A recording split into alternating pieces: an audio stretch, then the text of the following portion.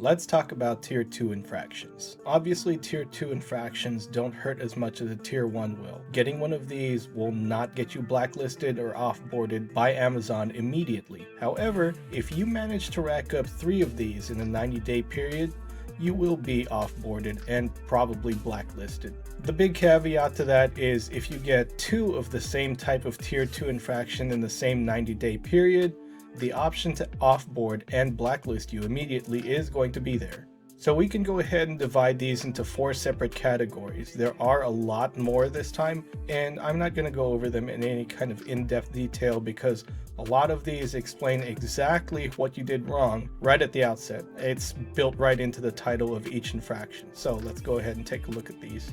The first major set is going to fall under behavioral issues. Now I know that sounds very vague and there are quite a few of these, so let's take a look at that. You have tailgating other vehicles to enter into a customer's location, unauthorized entry of home, car, business, not fully, dumping packages outside a locker, dumping packages in lobby/front entrance, leaving packages unattended inside mailroom or lease office, insulting behavior toward Amazon employee or support, scan delivered to receiver but left unattended, scanned unable to access with no barrier, and scanned business closed but business open. You can see how fun this is going to get, especially the part about tailgating other vehicles to gain access to a customer's location. Sometimes it's a lot easier to just follow somebody in, especially if the customer doesn't update their gate code. It happens a lot, and it happens a lot more than an Amazon employee coding this software even realizes, because let's face it, they are never going to put their foot on a pedal. They're never going to drive these routes. They're never going to know exactly the kind of butt pain that you're going to go through trying to get to some of these hoity-toity places. Entry of a home, car, place of business, just don't do it. A lot of people joke about dumping packages, whether it's outside of the locker or in the lobby, wherever. I know it's frustrating, especially when you deliver to an apartment complex. I'm not going to say it doesn't happen. It definitely does happen, and there's proof of it happening all over the place. What you need to take into account is all it takes is someone to report you, someone to say, hey, this guy was doing such and such at this time. They're going to trace back who did the route, who had the packages, and they're going to pin it directly on you. Whether they want to use that many resources, it really depends on your location. If you're in a larger city, maybe they will, maybe they won't. If you're in a smaller city, maybe they'll take the time to actually take a look and see if you were the one that did it.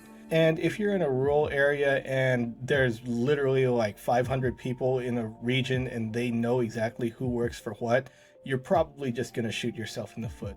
You got to take into account where you live. Insulting behavior towards Amazon employees at the warehouse is an obvious one, or insulting anyone that you call over the phone if you have a special name to call them, especially if you feel like they aren't helping you with your current situation or they're causing you to lose a lot of time at a certain location. Keep that to yourself for as long as you want to hold on to the job. Scan delivered but left unattended. Sometimes I know that happens, especially if there are dogs in the picture. If it's just not a safe area, you want to get out of there. It's up to you whether or not you want to take this risk. Your safety is what matters here. If it is 9 at night, you don't want to be around certain neighborhoods, especially if it's an area where you know it gets a little touch and go, or you don't want to hang out there too long. Be smart. The same thing goes for unable to access with a barrier. Sometimes they say walk right in and there's a gate and that gate ends right at the street. You know what? If you feel like it's going to be safer for you to just put the package over that gate, not go right up to the door, that's on you. That's your call. It's supposed to be an individual call thing. I believe that when it comes to these tier 2 infractions under behavioral, you should be able to argue for your case, why you took a certain course of action. And if you can't explain why you did what you did in a very reasonable way, then maybe you should get in trouble for it. But if you check off the boxes, if you say, hey, I didn't feel safe, this is what was going on, you can check out the area, you can get feedback from wherever, those guys should be able to listen to that type of feedback and not have it count against you if somebody complains. Package mishandling, that's the second category. Again, when it comes to tier 2, these are very subjective. I feel like you should be able to argue for exactly why you did what you did, but let's go ahead and take a look at these. You have not following customer instructions, throwing packages, packages left in lawn, and packages left on driveway, road, or on or near garbage. I want to stress, this is when you should take your own safety into accord. If there are dogs, if it's sketchy, you know what, it's on their property. If it's dark, you're not going to be creeping around some guy's backyard when the lights are off. Maybe you had to throw a package to safety. Maybe you couldn't get out of your vehicle because this guy loves having 3 unrestrained pit bulls roaming his front yard. They're chomping at the bit and you almost get your arm pulled out of the freaking van trying to throw this package in the first place. Maybe that's something that should be thought of when it comes to these tier infractions. The world isn't black and white. There is a very wide swath of gray. Unsafe driving behavior. I know I said that all of them are vague, but then you can definitely argue that this one is just waiting for you to make one single mistake so that they can cut you loose, especially if you're like one of those guys that just crushes it every day.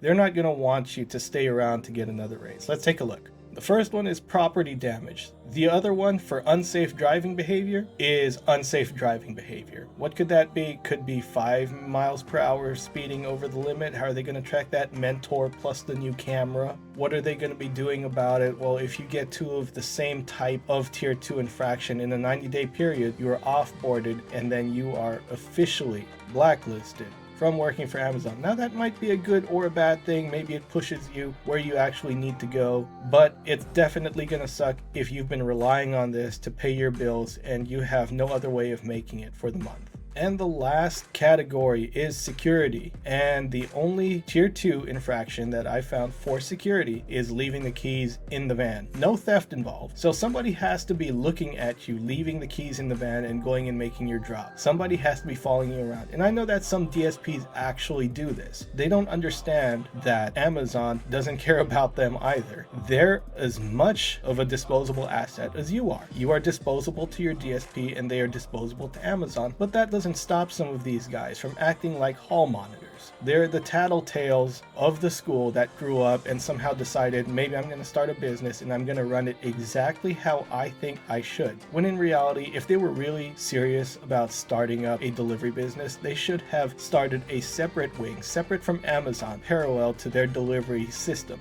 So that was it for tier 2 infractions. Now, if you take a look at everything, they are very, very subjective. There is a lot of loose interpretation that can be done when it comes to these items. Remember, you are not protected. In fact, they are definitely trying to cull the herd and churn and burn and get new faces in each and every time, so that each time that happens, the routes can reset, more routes pop up. Everyone's supposed to make money, but you're at the bottom run, right? You are the low-hanging fruit. You get culled first. All right, so I just wanted to go over the tier 2 infractions. Pay your bills, be good out there, stay safe.